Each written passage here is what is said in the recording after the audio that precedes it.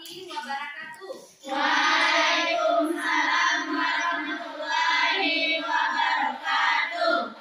Baiklah anak-anak ibu semuanya, sebelum kita mulai pembelajaran pada pagi hari ini, kita mulai dengan berdoa agar pembelajaran kita berjalan dengan lancar. Kita silakan pimpin doanya. Tempat duduk siap. Berdoa mulai. Bismillahirrahmanirrahim. Raditu billahi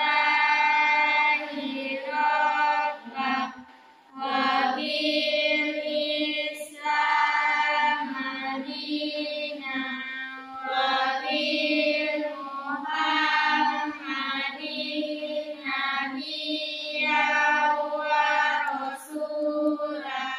Rabbil zidni ilman warzuqni fahman sakis qalbi ala dinika wa ala ta'atika subhanaka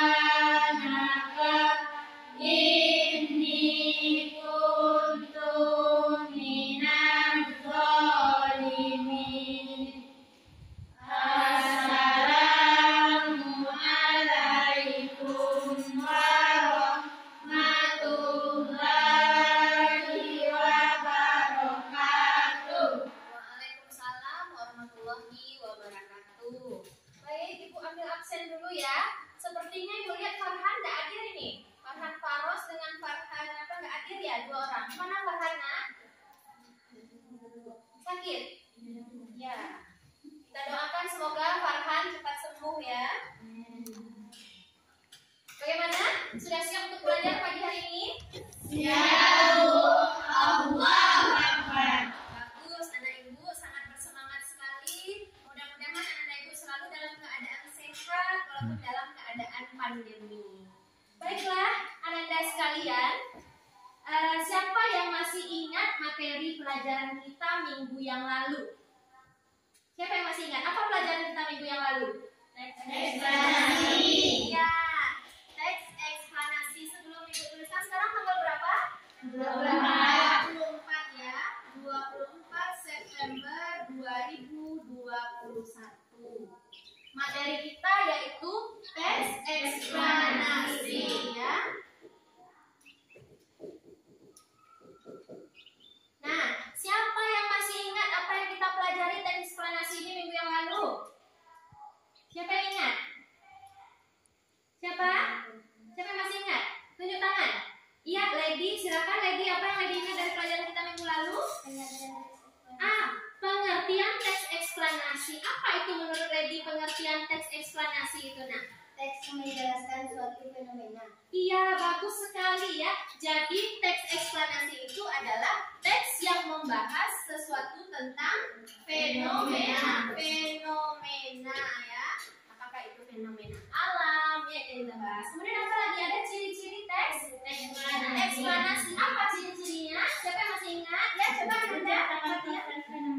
Ada prosesnya. Kemudian apa lagi ciri-cirinya? Dia bersifat informatif. Apa lagi? Informasinya berupa fakta. Nah, informasinya berupa fakta. Terima kasih Fatia. Yang lain masih ingat juga ya? Masih. Nah, baiklah. Sekarang kita masuk kepada KD 3.4. Coba perhatikan ke depan.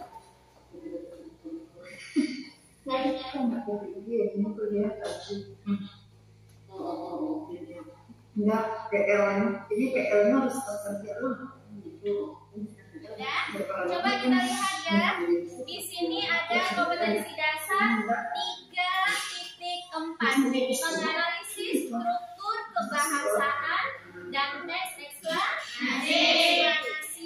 Nah, adapun indikator pencapaiannya adalah Ananda dituntut untuk dapat menganalisis struktur eksplanasi ini dengan benar, ya.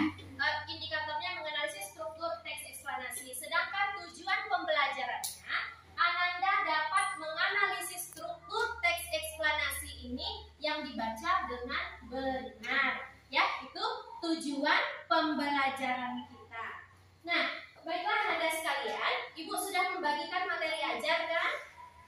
yang lalu? Nah, sudah dibaca di rumah? Sudah. Sekarang kita akan mencoba menganalisis struktur teks eksplanasinya. Ibu akan membagikan LKPD-nya ya. Silakan duduk berkelompok, duduk berpasangan.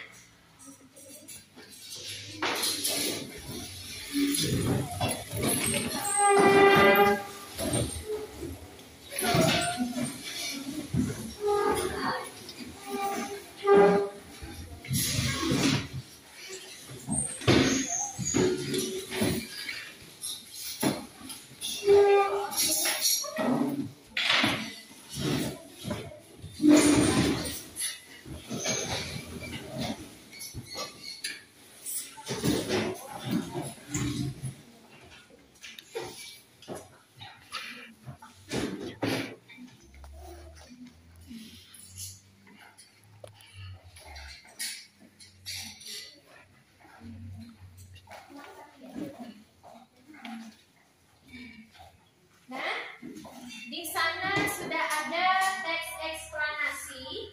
Coba Ananda analisis struktur dari teks eksplanasi tersebut. Silakan dibaca dan didiskusikan dengan teman sebangkunya.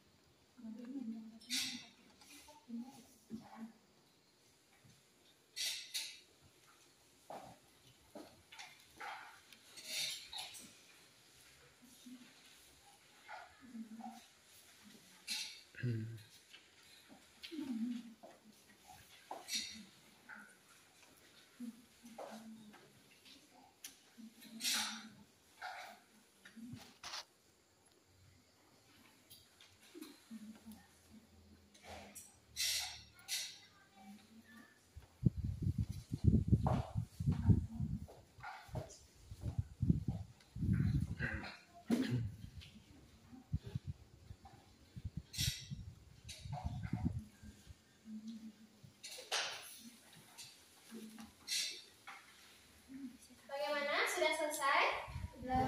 Sudah? Nah, kalau sudah selesai, Ibu minta perwakilan dari salah satu kelompok untuk membacakan hasil diskusinya ke depan kelas. Coba kelompok berapa yang mau tampil? Kelompok tari? Nah ya, silakan tari.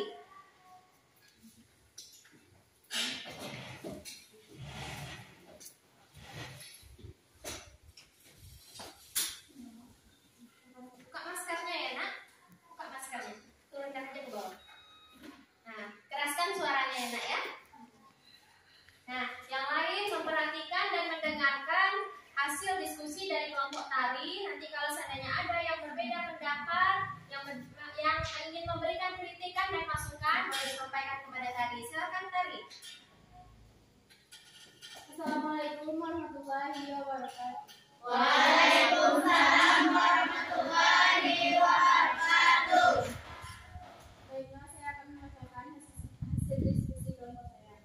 Keraskan suaranya. Banjir bandang. Pada pernyataan umum, banjir bandang merupakan banjir yang besar dan datang dengan tiba-tiba, mengalir dengan deras, juga menghanyutkan benda-benda besar. Banjir bandang juga disebut dengan air bak. Banjir ini mengakibatkan berbagai masalah, dari sosial hingga ekonomi, merusak berbagai fasilitas maupun sarana prasarana yang dilewatinya. Selain itu, aliran deras yang membawa berbagai macam material dari hulu menyebabkan rumah warga hancur dihantamnya.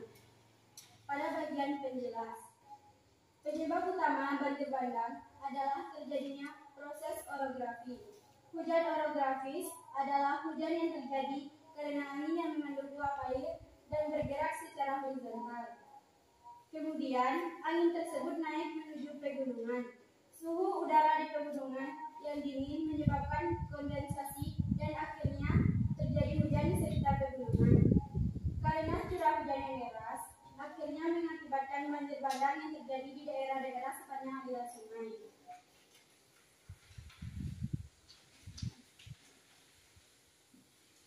Penyebab banjir bandang lainnya adalah terbentuknya bendungan alami akibat longsornya tanah dari lereng-lereng di sepanjang aliran sungai. Bendungan alami ini biasanya terbentuk dari hasil longsoran berupa batu, tanah, dan kayu, hasil penebangan liar sepanjang lereng. Bendungan alami yang terbentuk karena longsor ini menyebabkan air hujan dan air yang turun dari lereng-lereng perbukitan tertampung di atas, sehingga terbentuk danau atau tampungan air dalam jumlah besar. Kian hari, air yang terbendung tersebut bertambah banyak, dan ketika bendungan alami tadi tidak sanggup lagi menahan jumlah air tersebut, maka bendungan tersebut akan rusak. Rusaknya bendungan alami ini menyebabkan tertumpahnya air sekian banyak dan mengalir melalui lembah dan aliran sungai lama serta menghantam segala yang ada di dekatnya. Ada juga karena jebolnya bendungan atau waduk. Hujan lebat yang mengguyur bumi pada waktu yang lama dapat mengakibatkan penambahan debit air pada waduk atau bendungan. Apabila jumlah air semakin besar, dapat mengakibatkan tanggul tidak kuat menahan debit air yang tertampung. Tanggul tersebut akan jebol dan mengeluarkan semua air yang tertampung. Tanggul tersebut akan jebol dan mengeluarkan semua air yang ditampung. Aliran air yang besar ini dapat menggenangi daerah-daerah yang berada di sekitar waduk, terutama daerah-daerah yang memiliki ketinggian lebih rendah dari waduk atau bendungan tersebut. Pada bagian penutup, banjir bandang tidak bisa dianggap sebagai satu persoalan tunggal, tetapi sesuatu yang diakibatkan oleh beberapa faktor yang secara berantai mengundang banjir. Pemerintah dan masyarakat harus bersatu padu menanggulangi banjir agar dampak negatif bencana alam yang satu ini dapat diminimalisasi. Iya, terima kasih Tari. Kita kasih tepuk tangan dulu untuk Tari. Nah, silakan Tari tanyakan kepada temannya. Ada yang memberikan kritikan atau saran untuk kelompok Tari? Ayo, tanyakan Tari pada teman-temannya. Ada yang mau memberikan kritikan? Tidak. Tidak ada? Tidak. Sama semua jawabannya dengan kelompok Tari? Sama. Sama. Berarti strukturnya sama ya? Paragraf 1 hingga paragraf terakhir sama semua? Sama. Nah, baik, kalau memang sama, Tari silahkan duduk Tari. Terima kasih Tari. Nah, jadi tadi Tari sudah mengatakan kalau struktur yang pertama itu ada apa? Ada? Judul ya. Kemudian paragraf 1 menurut Tari apa itu tadi? Struktur yang kedua apa? Apa? Pernyataan umum. Pernyataan umumnya ya. Kemudian paragraf kedua, 3 dan 4 merupakan penjelas ya, dan paragraf terakhir merupakan penutup. Nah, coba sekarang kita lihat ke sini. Jadi strukturnya itu ada 4. Yang pertama itu judul. Pada bagian atas sama dengan manusia ya. Manusia itu struktur badannya ada kepala, ada badannya, ada kakinya. Nah, teks eksplanasi juga demikian. Jadi struktur pertamanya adalah judul bagian atas. Kemudian struktur kedua adalah pernyataan umum. Apa isinya pernyataan umum ini? Pernyataan umum ini dia jawaban atas pertanyaan tentang apa? Kemudian fenomena. dan bagaimana. Jadi di pernyataan umum itu berisi bagian penjelas mengenai latar belakang dan tinjauan umum topik tentang terjadinya suatu proses fenomena. Nah, sekarang kita lihat yang kedua. Yang kedua ada deretan penjelas atau urutan sebab akibat. Nah, di sini dijelaskan bagaimana proses, bagaimana prosesnya atau sebab terjadinya suatu fenomena. Kalau tadi yang dibacakan si Tari mengenai Banjir bandang. Nah, apa penyebabnya terjadi banjir bandang tersebut itu dijelaskan, dan apa akibatnya, apa dampaknya itu dijelaskan pada bagian urutan sebab akibat. Kemudian yang keempat apa? Yang keempat ada penutup. Nah, pada bagian penutup ini berisi kesimpulan tentang teks eksplanasi yang dibahas, ya. Jadi mengenai teks eksplanasi yang dibahas. Bisa juga di sini berisi tanggapan dari penulis, ya. Ada pendapat dari penulis juga dapat ditentukan atau dituliskan dalam bagian penutup. Nah, jadi cukup jelas ya. Jadi struktur teks itu ada berapa? 4. Coba yang pertama tadi Mundur. Yang kedua Yang ketiga Deretan penjelas. Yang keempat Penutup. Tolong diingat ini, jangan sampai lupa, ya nak ya. Nah, sekarang bagaimana untuk mengukur kemampuan Ananda mengenai struktur teks eksplanasi ini, Ibu akan mengadakan post test. Tetapi sebelum mengadakan post test, kumpulkan dulu LKPD dan simpan buku catatannya. Tidak ada yang di atas meja. LKPD-nya silakan dikumpulkan ke depan.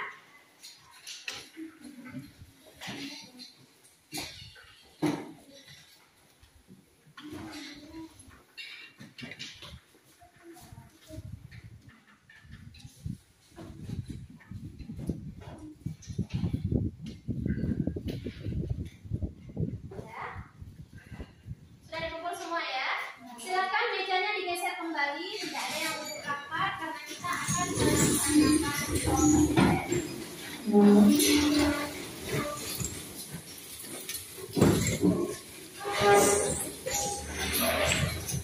tidak ada yang mencontek ya.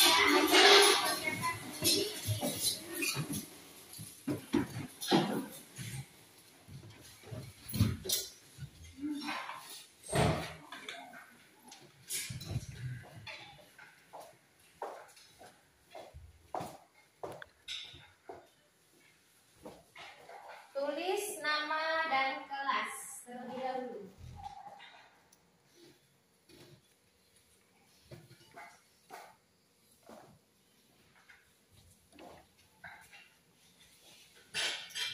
Ya, silakan Ananda baca petunjuk pengerjaannya. Setelah ditulis nama dan kelas, Ananda baca dengan baik dan benar. Kemudian Ananda garis pada teks tersebut mana yang merupakan struktur teks eksplanasinya, ya. Jadi digaris saja. Silakan, tidak ada yang melihat kiri dan kanan. Ibu kasih waktu 3 menit.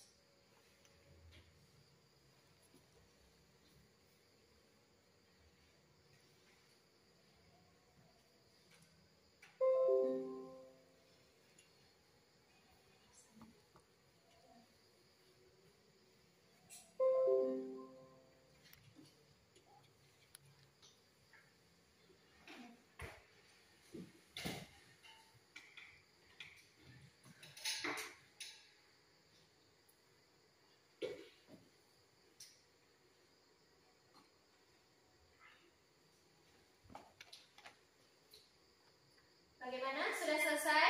Sudah? Kalau sudah, silakan dikumpulkan ke depan.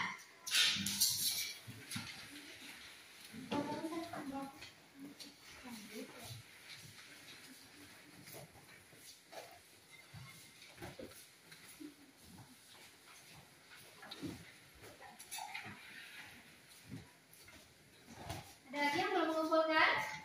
Sudah semua ya?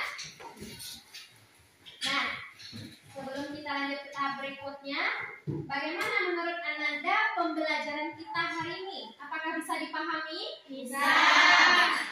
Bagaimana pembelajaran kita hari ini? Baik? Menyenangkan? Menyenangkan. Iya, syukur alhamdulillah. Nah, baiklah Ananda, ini soal postesnya sudah dikumpulkan. Ini akan Ibu periksa. Jadi dari hasil penilaian postes ini, Ibu dapat mengetahui siapa Ananda yang benar-benar sudah memahami mengenai teks eksplanasi ini, mengenai strukturnya, dan siapa yang belum paham. Dengan apa? Dengan menilai hasilnya. Bagi Ananda yang sudah tuntas, tentu akan masuk kepada tahap pengayaan. Sedangkan bagi Ananda yang tidak tuntas, nilainya dalam mengerjakan soal postes ini akan Ibu berikan remedial. Ya, ada pertanyaan sampai di sini? Ya. Tidak? Kalau tidak ada, jangan lupa baca di rumah materi untuk pembelajaran berikutnya, yaitu mengenai unsur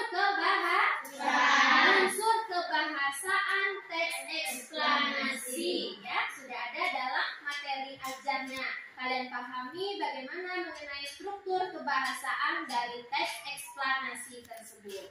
Ya, baik, sampai di sini dulu pembelajaran kita pada pagi hari ini. Kita tolong dipimpin kawan-kawannya untuk bersyukur. Tempat duduk siap. Syukur mulai.